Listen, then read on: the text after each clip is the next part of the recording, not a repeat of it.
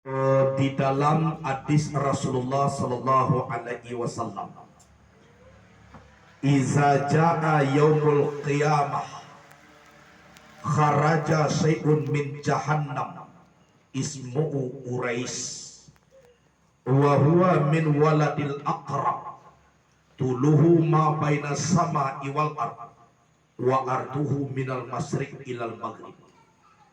Apabila nanti datang di hari kiamat,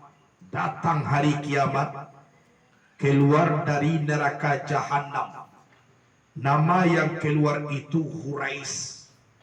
Wa huwa min waladil aqrab. Hurais itu daripada peranakan kalajengking. Jadi kalau namanya Hurais, tuluhu ma baina sama wal ard, panjang badannya antara langit dan bumi. Wa arduhu minal masriqi ilal maghrib, lebar badannya antara timur dan barat. Jadi Urais itu keluar dari neraka jahanam, bertemu dengan malaikat Jibril. Jibril bertanya, "Ya Urais, ila aina anta waliman tatlub?" Kamu mau kemana dan siapa yang kamu cari?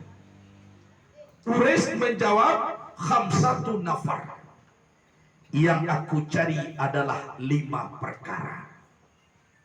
Jadi kunonya apa? Asa ada salah satu di dalam 5 perkara ini, inilah manusia yang dibawa oleh Urais ke dalam neraka jahanam. Jadi ini hadis Rasulullah, apabila datang hari kiamat itu keluar dari neraka jahanam namanya Urais. Urais itu bertemu dengan Jibril. Jibril bertanya, "Ya Urais, ila aina anta waliman tatlub?" Kemana kamu dan siapa yang kamu cari? Urais menjawab, "Khamsatu nafar. Yang aku cari adalah 5 perkara. Untuk apa? Untuk aku bawa ke dalam neraka." Siapakah yang 5 perkara itu?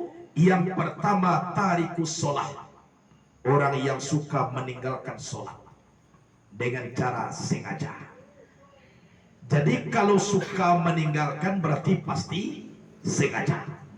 Berberes ke dalam neraka, yaitunya waman zakah, orang yang enggan mengeluarkan zakat. Sudah sampai harta senisab tapi zakat tidak dikeluarkan. Kenapa? Dosanya sangat besar. Kita ini kadang-kadang orang yang berzakat itu pasti uangnya sudah ada. De adola makwadoka dizakatkan. Sementara hak orang basaik dimakan juga. Orang yang menangis membutuhkan dimakan juga. Itu makanya orang yang enggan mengeluarkan zakat dosanya sangat besar.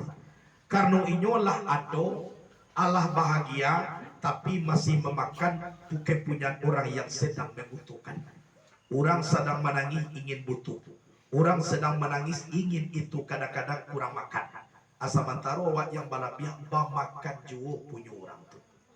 Walaupun awak yang mengerjakan, ini zakat. Bamako seperti itu, coba kita kategorikan. Kita di kampung kita identik ada sawit. Kadiona bentuk lalayu aja sado nyoba. Nah, kita lihat bentuk ayam dia kuat aja Pak. Nah, ya kalau dia mau mengaji ko sangat capek sudah, sangat rencak dia mau. Kan itu lah. Nah, contoh di kampung kita ada sawit.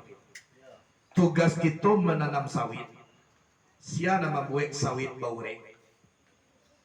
Allah. Siapa membuat sawit ko gadang? Allah. Siapa yang membuat sawit babuah? Allah. Siapa membuat sawit ko masak? Allah. Mana banyak karajo Allah daripada karajo awak? Hah? Lebih banyak karajo Allah. Setelah panen sawit, apakah pembagian Allah tu wakil? Sementara karajo banyaknya tadi daripada awak. Membuat sawit baure Allah, membuat sawit ko gadang Allah, membuat sawit babua Allah, membuat sawit ko Allah matang Allah, menggadangkan sawit ko Allah, menyuburkan sawit ko Allah. Nah karajua waktu mamananam tadi lebih banyak karaju Allah daripada karaju awak. Setelah awak panen, adona Allah menuntut awak menuntut den. Bagaimana pemakian Tuhan tuanya? Kan ada kan? Hanya atau kecil Allah. Apabila sampai harta senisab, keluarkanlah zakatnya. Mengeluarkan zakat itu apa? Itulah pembagian Allah yang diberikan kepada wakil keluarga Allah. Keluarga Allah itu siapa? Orang miskin. Anak kecil Allah. Wal aghniya'u wukalai, wal fukara'u iyali. Fa in bakhila wukalai ala iyali azabtuhum wa bali wala ubali. Orang kaya itu adalah wakil. Orang miskin itu adalah keluargaku. Siapa yang kikir ke wakilku terhadap keluargaku, azabtuhum wa bali wala ubali. Aku azab mereka. Aku tidak peduli walaupun dia wakilku sama sekali. Jadi walaupun wakilnya orang nama kiatun, tidak peduli karena kikir kepada keluargaku, kata Allah. Jadi itu yang kedua. Kemudian siapa yang dibawa ures ke dalam neraka? Yang ketiga adalah wa aqul walidain, orang yang durhaka kepada kedua orang tuanya.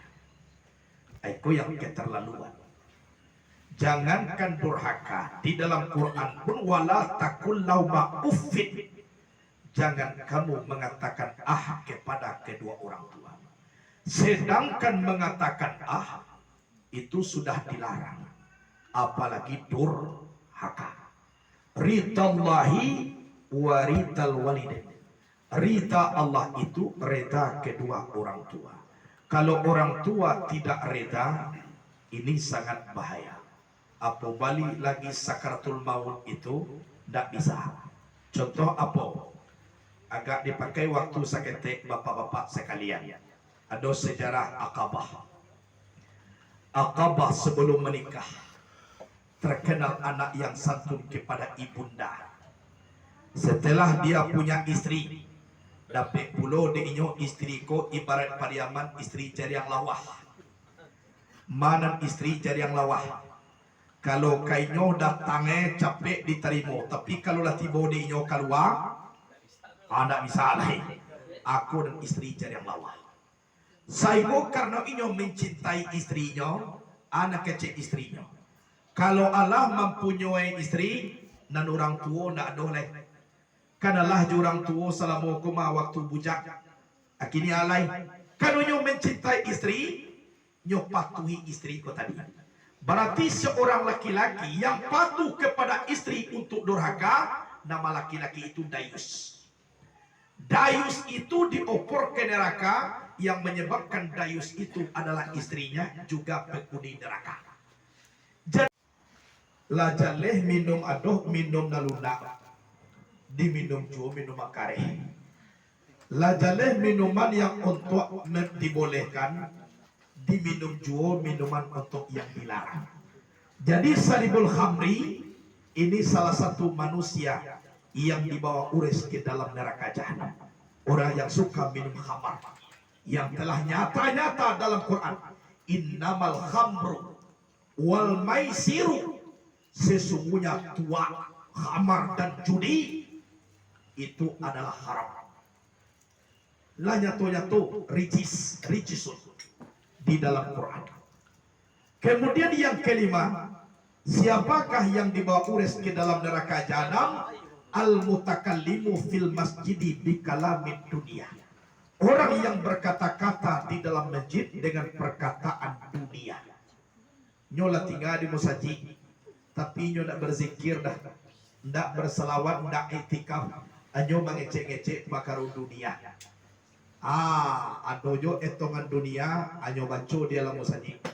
Itu makurang zaman dahulu Pak Bu, musaji ku ado pakai balai-balai. Muka suinyo ado tampe dua-duaan. Tujuannya apa? Sinalah untuk baca itu pakaro adat istiadat, pakaro dunia. Tidak boleh dalam masjid. Tumak wado namanya balerong di masjidku. Gunanya apa? Untuk baca itu dirasa perlu, apalagi kok sampang carito tu beko dipermasalahkan dunia. Kanu apa? Kanu kadang dosonya orang mengecek pakaro dunia dalam masjid. Masjid itu bahasa Arab, bahasa kitunya tempat sujud. Di tempat sujud itu dipacu pakaro dunia. Inilah yang dikatakan orang yang disabui, diures, dibawa ke dalam neraka jahanam. Jadi yang pertama tarikus sholat, meninggalkan sholat. Yang kedua enggan berzakat. Yang ketiga durhaka kepada kedua orang tua. Yang keempat orang suka minum arak atau khamar. Kemudian yang kelima al-mutakallimu fil masjidi bi kalamid dunia, orang berkata-kata di dalam masjid dengan perkataan dunia. Jadi pergunakanlah masjid itu untuk i'tikaf, untuk berzikir, untuk berselawat, untuk bermunajat kepada Allah Subhanahu wa taala. Jadi mungkin pada seluruh dosana dan kaji ko nak lodoh begitu panjang seperti kita di masjid atau di surau. Hanya kini bagi tadi sekali sebulan sekedar namanya ambo selaku ketua daripada PKBP periode yang pertama. Aku periode yang pertama baru kok jadi hanya sebagai ganti kata sambutan dimasukkan di dalam pengajian.